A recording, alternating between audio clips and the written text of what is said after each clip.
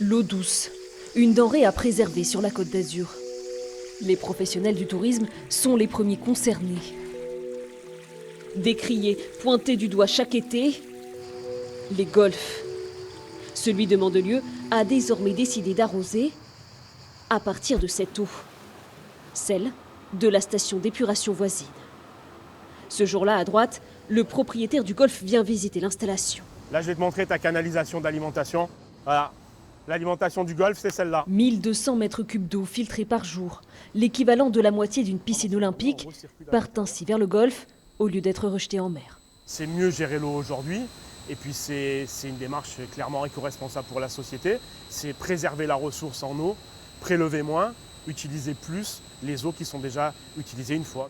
Pour le propriétaire du golf, à l'origine de la démarche, c'est une question de bon sens. Compte tenu des restrictions d'eau, de la crise hydrique de l'année dernière, donc les besoins en eau sur un golfe ils sont constants. Nous sommes voisins, la canalisation qui se jette en mer, qui rejette 18 millions de mètres cubes, elle contourne le golfe. Mise en service le mois dernier, ce raccordement permet au golfe de moins consommer d'eau brute, puisée dans la rivière.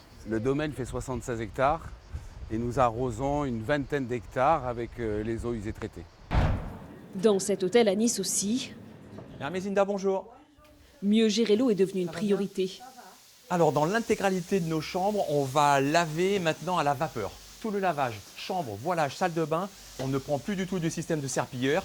Dans les salles de bain mesure radicale, il n'y a plus une seule baignoire et des embouts spécifiques sur les pommeaux de douche. On a un économiseur d'eau qui va nous donner un peu plus d'air et qui va consommer un peu moins d'eau. Voilà, le ressenti au niveau du client est strictement le même. Il ne va pas du tout s'en rendre compte, mais au niveau de la consommation, on peut gagner jusqu'à 30% d'eau. De petites économies qui ont déjà fait baisser de 20% la facture d'eau de l'hôtel. Aujourd'hui, il y a vraiment une prise de conscience chez nous, hôteliers, chez nos clients. On marche main dans la main. Les clients les plus vertueux qui demandent par exemple à changer leur drac au bout du 4e jour ont même droit à une petite récompense, des pots de miel issus de ces ruches sur le toit de l'hôtel.